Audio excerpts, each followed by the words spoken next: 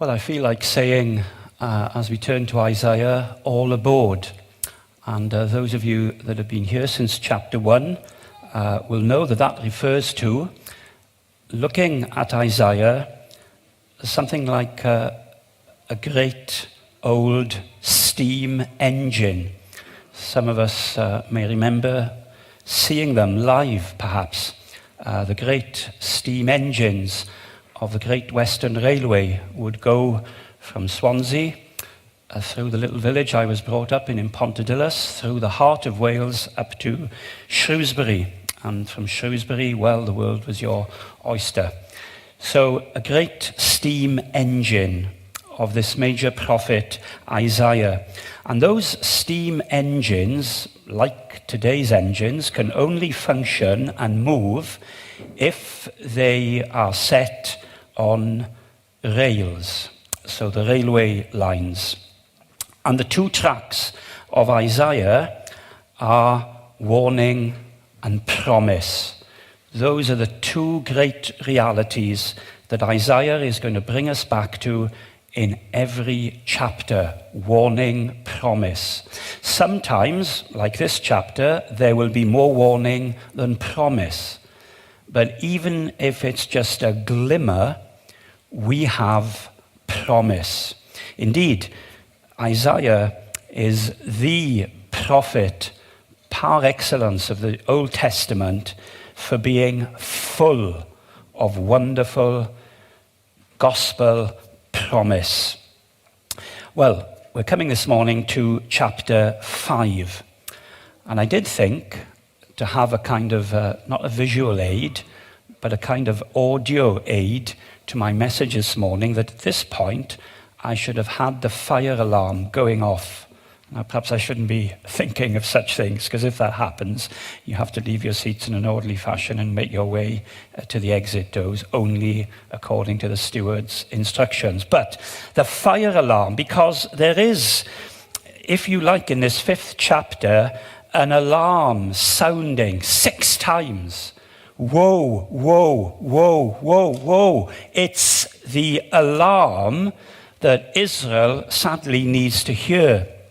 And the 6 woes of this chapter dominate the whole situation. Woe is a cry of curse. It's what the curse means. It's the cry of imminent punishment is coming. It's John Piper who instructs pastors as they preach to get the congregation to feel the text. To feel the text. Well, for you to feel the text, I suppose I have to feel the text. And perhaps it is difficult this morning to feel the weight, to feel the burden, to feel the immense heaviness that's descending as Isaiah is preaching this message for the first time. But we need to feel the woe. We need to feel the heaviness of the woe that comes through this chapter. And the question then obviously is, well, why the woe? What's the woe all about? Why is Isaiah proclaiming the woe? What's happening? Well, I'm sure that you picked up as the chapter was read for us that there is a dismantling, there is a demolition job going on in this chapter. God has come to dismantle. God has come to demolish. God has come, sadly, to destroy. But that doesn't mean to say there's no love in the action. In our world, we find it very difficult sometimes, don't we, to put love and justice together, to put punishment and then reconciliation together.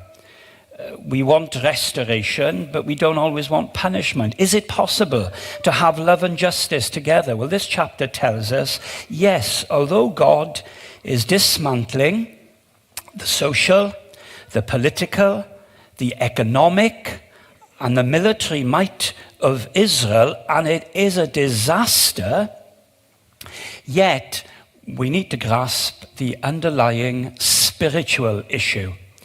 There's a spiritual reason here. And that spiritual reason is telling us that God is at work. God is always at work. God is at work in justice. God is at work in wrath and punishment.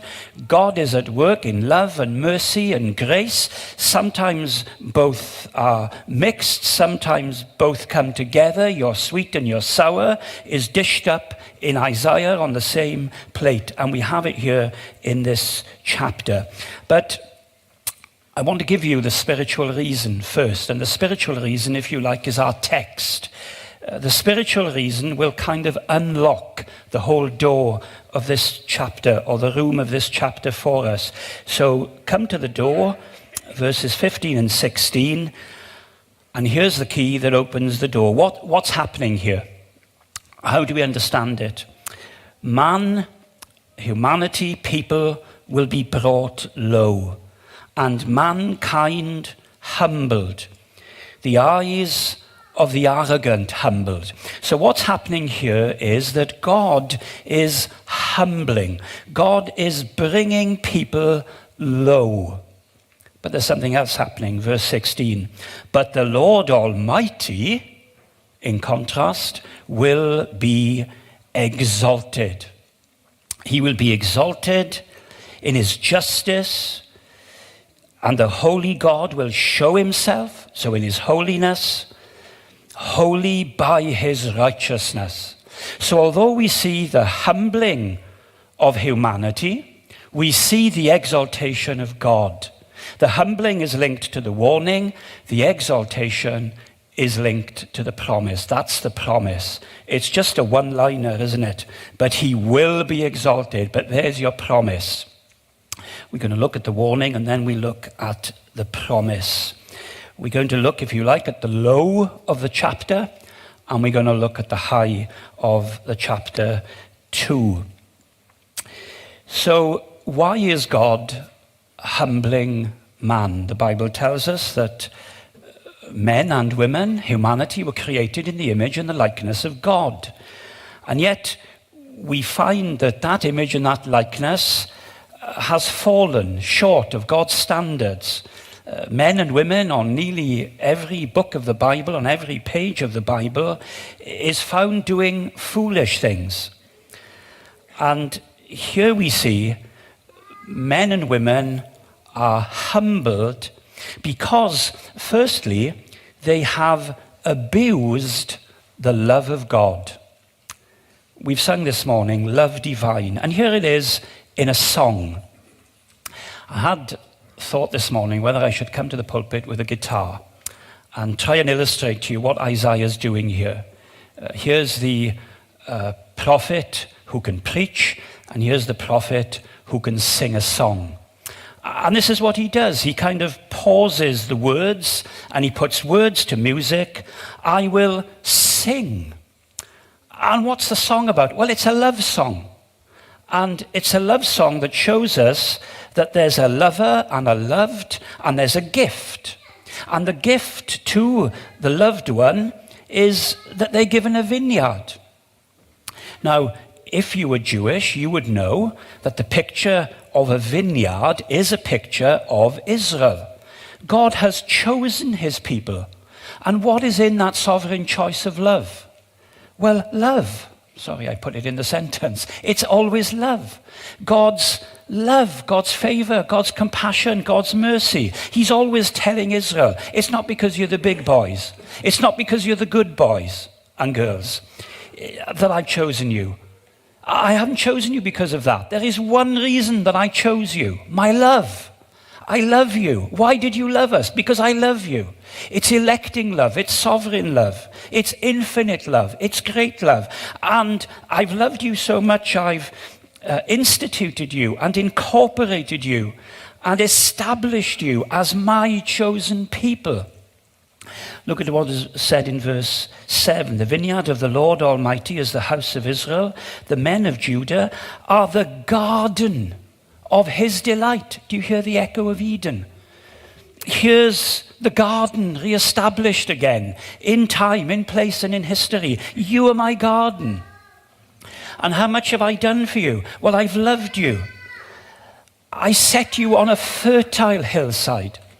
A fertile hillside is very special in Israel because there's a lot of dryness. There's a lot of stones. There's a lot of wasteland and wilderness and desert in Israel. But I found a fertile hillside. And there I placed you. And I dug up and cleared it of stones. I planted it with the choicest vines. And I placed a watchtower there. Such was my love, such was my care, such was my desire to have you secure and protected. I have a watchtower.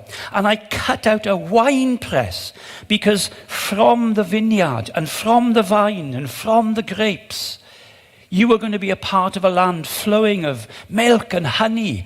And you know, and you will find out in the book of Isaiah, wine is the picture of God's generosity and goodness. So here's the love of God. Here's the generosity of God. Here's the kindness of God. He's their creator, but also he's their redeemer. And by creation and redemption, he has poured out, lavished his love upon these people. They are, what we are told here, the delight. And I take a moment just to think of that. God could delight in the sun, the moon, and the stars. And he does. He delights in his creation. We are told, as we see the bigger picture of the New Testament, God has a son. This is my beloved son. I delight in him. I love him. God delights in his son. He doesn't delight. He doesn't need to delight in anything else but creation and his own son. And yet he chooses to add, as it were, to the pleasure and to the delight of his own heart. And he has this people. And he has one desire for them. I want you to be fruitful. I want you to be abundant and fruitful. Indeed, I want you to be so fruitful, you'll affect the nations. I want the blessing that I've poured into you to flood out from you to the whole nations. That's your purpose. That's why I've loved you, so that others will know there's real love in this world. And that love can be found through Israel, its prophets, its priests, its kings, its peoples, its laws, its word, its values. And yet, what's happened? You become rotten. You become rotten. Now, perhaps it's difficult for us to feel this, but try to feel this, the sense of disappointment, the sense of overwhelming anguish to the heart of one we've seen in chapter 1, who's a father looking at his children behaving in this way.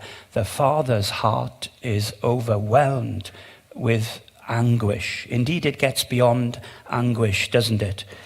We're going to be told that God comes to look for justice, but he doesn't see it. He comes to look for righteousness. These were to be the fruits, but he doesn't find it. He looks for justice. He looks for righteousness, but he hears the cries of distress. What's gone wrong? What's gone wrong? Well, let's pick up a few words in the text which will help us. Verse 13, my people will go into verse 12. You've got this sound of music. We'll come back to that. Harps, lyres at their banquets, tambourines, flutes, and wine. But here's the problem. They have no regard for the deeds of the Lord. They are caught up in their own deeds and dancing, but they have no regard. In other words, there's no room anymore. There's no room anymore for the work of God, for what God has lovingly done for them. There's no regard for it. And then look at the next line. No respect for the work of his hands. You know how you feel when you see disrespect. Disrespect in your own home, disrespect amongst your loved ones, disrespect in society for those in authority. And you know it's just piling up the chaos. Well, here they are. There's no respect for the work of his hands, the Father's hands, the Creator's hands, the Redeemer's hands, the hands that brought them out lovingly of Egypt. There's no respect anymore for the work of his hands. And what is it that characterizes them? Verse 13, my people will go into exile for lack of understanding. They've stopped thinking. They've stopped behaving rationally. They've stopped engaging. You remember the invite, come, let's reason together. They've debunked reason. And they've filled their lives up with everything else. Or turn over the page to verse 24. At the end of verse 4, they've rejected the law of the Lord Almighty. This is the covenant title of God, Yahweh, the Lord Almighty. His law is what is to govern them as a nation. His law is to govern their relationships in family. His law is to govern their relationships in terms of the land, social, economic. His law is to govern their ceremonies. His law governs everything. It's all inclusive. Wonderful, wonderful law. And at their best, they know that. We delight in the law of the Lord. But what's happened? Well, we're told here they reject the law of the Lord. Next line. They spurned the word of the Holy One. In other words, they despised it. It's a very strong word, apparently, in the original. They really started to hate it. It's like saying, shut up. We don't want to hear you anymore. God, be quiet. God, say nothing more. And when you say it, we don't want to hear it. And we're not going to accept it. Well, here's the reasons. And those reasons are not 10 feet away from my heart, are they? And from your heart. We know about disobedience. We know about rebellion. We know about don't want to listen to what God has to say about my life. Don't want to listen to what God has to say about my person. I'm rejecting the way that God has made me. I'm rejecting God's good, kind governance of his world. It lies at the heart of all rebellion. And then the fruit of all that. We've seen the reason for it. What's the fruit of it all? Well, here you have these 6 woes. Verse 8 is the first one. Woe to you who add house to house, join field to field. Now again, this is interesting. Here is a nation that has a law, and that law tells them exactly what to do with the inheritance of the land and ownership of house and ownership of vineyard. You may remember Naboth's vineyard. So the king wanted it. He can't give it to you, says Naboth. It's my inheritance. So they were lovely, beautiful, wonderful, fair, equity laws for the governance of land. And here are these people. What's it all about? Well, it's about profit. It's about greed. It doesn't say you can't own a house. It doesn't say you can't have perhaps a few houses. But now there's no space left. And you want to push out everybody else. It's the profit. It's the greed. I've got one barn, but I want more barns. The greed and the profit. And then in verse 111, woe to those who rise early in the morning to run after their drinks, stay up late at night, inflamed with wine. Now again, in the context of Isaiah, it's not that wine is a bad thing, but here's the misuse. It's like the land, isn't it? It's like ownership. It's not that you can't have ownership, but it's the misuse and the abuse. And here, pleasure. It's just pleasure that dictates everything. And they're very good. The harps, the lyres, the banquets, the tambourines, the flutes. But God doesn't have a place at the table. God's not thought about. God's not in there. Again, banquet will come in Isaiah. Banquet will come at the end in the book of Revelation. But this is not God's banquet. This is men and women banqueting without the Creator. Look at verse 18, the next woe. Woe to those who draw sin along with cords of deceit. They're kind of bound to their sin and they're dragging it along. And there's a determined deceit, deceitfulness and dishonesty, wickedness, as with cart ropes. It's just a sad picture, isn't it, of the way they're dragging sin along. They're dragging wickedness along. And there's deceit. And then the cynicism. Oh, let God hurry. Let him hasten to his work so that we may see it. Let it approach. Let the plan of the Holy One of Israel come so we may know it. Oh, where's your God? You've been telling us for years, Isaiah, that he's going to judge us. You've been telling us for years there's a Messiah coming. You've been telling us for years that things are going to change. You've been telling us for decades. Remember how Peter picks up this theme in 1 Peter or 2 Peter. And he says, oh, people are saying, oh, we've heard about judgment. We've heard about God's going to judge the world. Well, it's not happening, is it?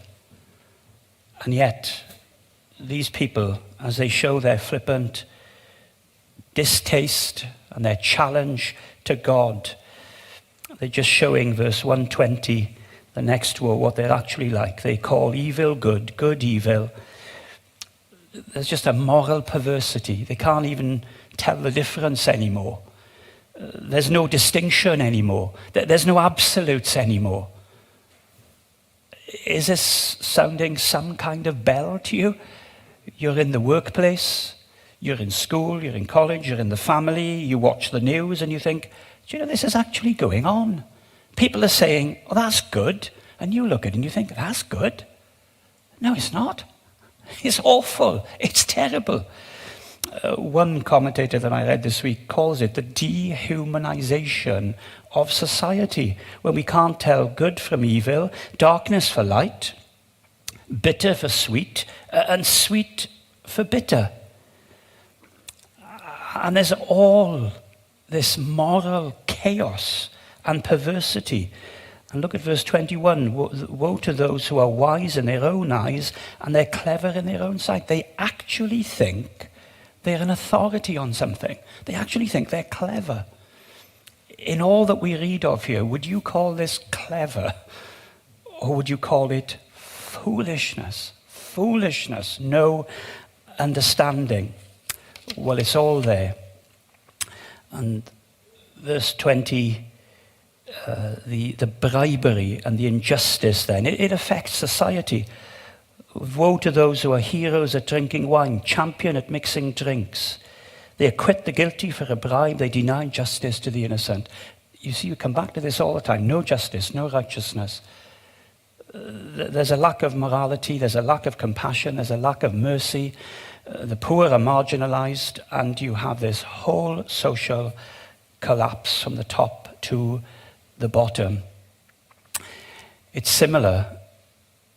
I think I mentioned it last Sunday. It's similar, isn't it, to Paul in Romans chapter 1, where Paul is showing in Romans chapter 1 the collapse, the moral decay of a civilization is because of its sin, its unrighteousness, and how that works out in family, how that works out in relationships, how that works out in the misuse and abuse of sexuality, how that works out in lawlessness. And again, the dehumanization of men and women. Or perhaps similar to what Jesus says, out of the heart comes all this. Jesus upholds, if you like, the pictures of the Old Testament when he thinks about the sin and the rebellion of the human heart. So what's God's response? Is God neutral to this? Well, sadly, no. Verse 25. Perhaps I should have said, thankfully, no. If God was neutral, if God did nothing about it, we'd be in a real mess. Look at verse 25. The Lord's anger burns against his people.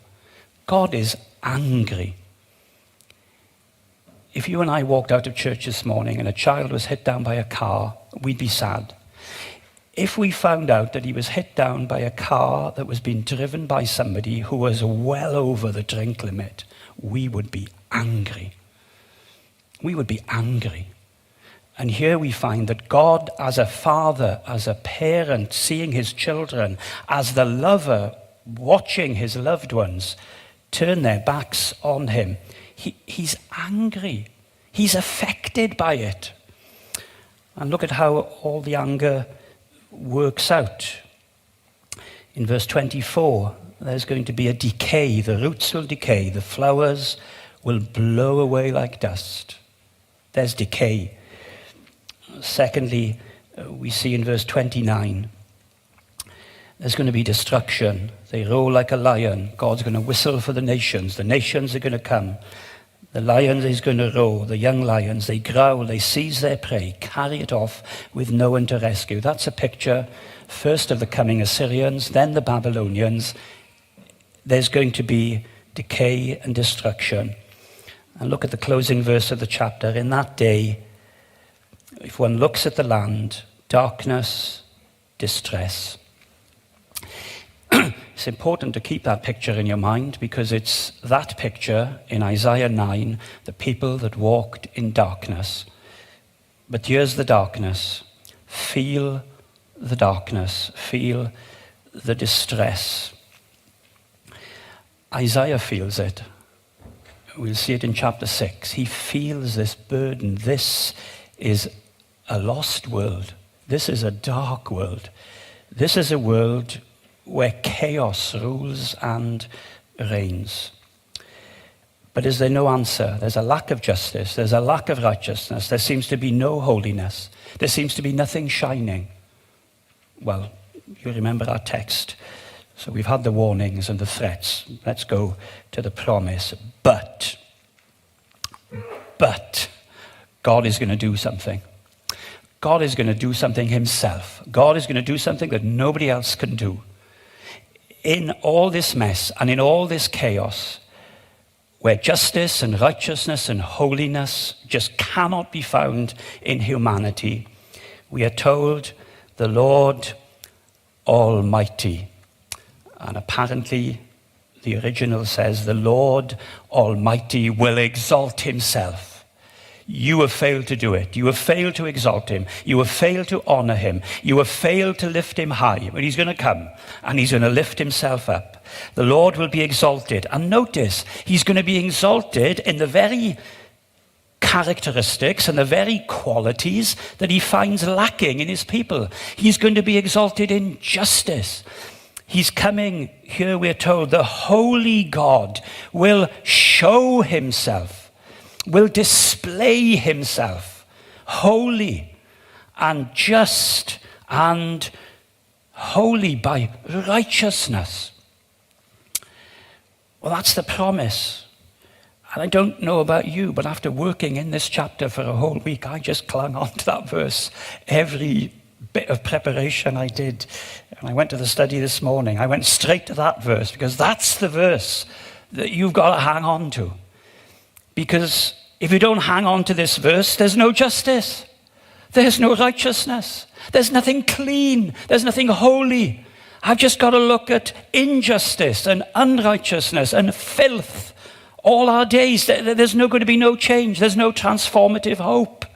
But this verse gives us a hope. And the key, if you like, the key word is exalted. It's a word that Isaiah has already used before. You remember back in chapter 2, verse 11, the eyes of the arrogant man will be humbled. Notice the same contrast, humbled. The pride of man brought low, but the Lord alone will be exalted in that day.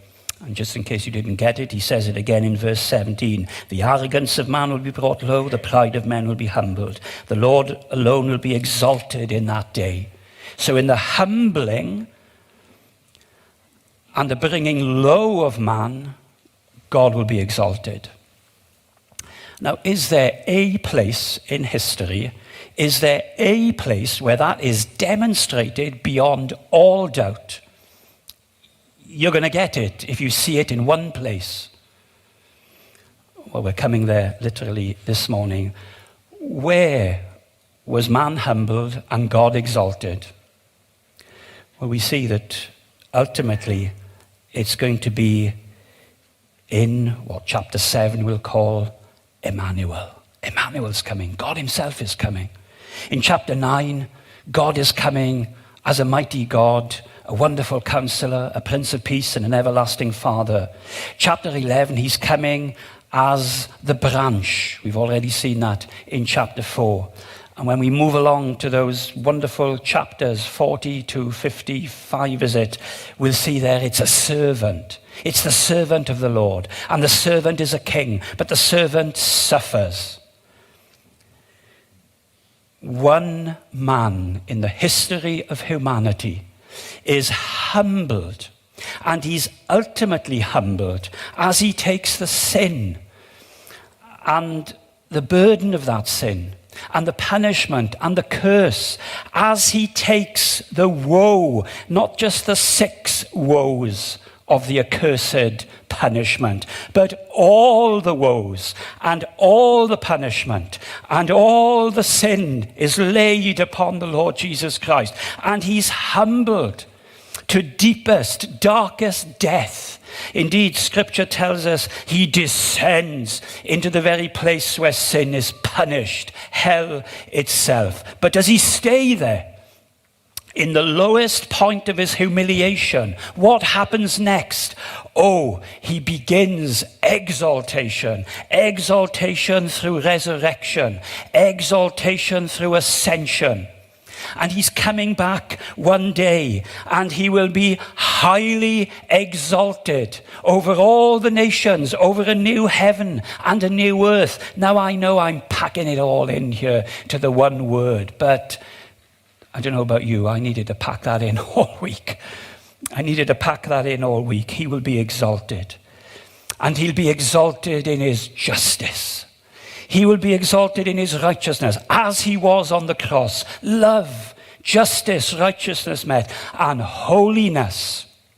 Holiness was provided. What does the blood tell us? The blood shed tells us, I will purify, I will cleanse, I will make holy a people for myself. In the darkness, in the humbling, in the humiliation of it all, keep your eye on the way.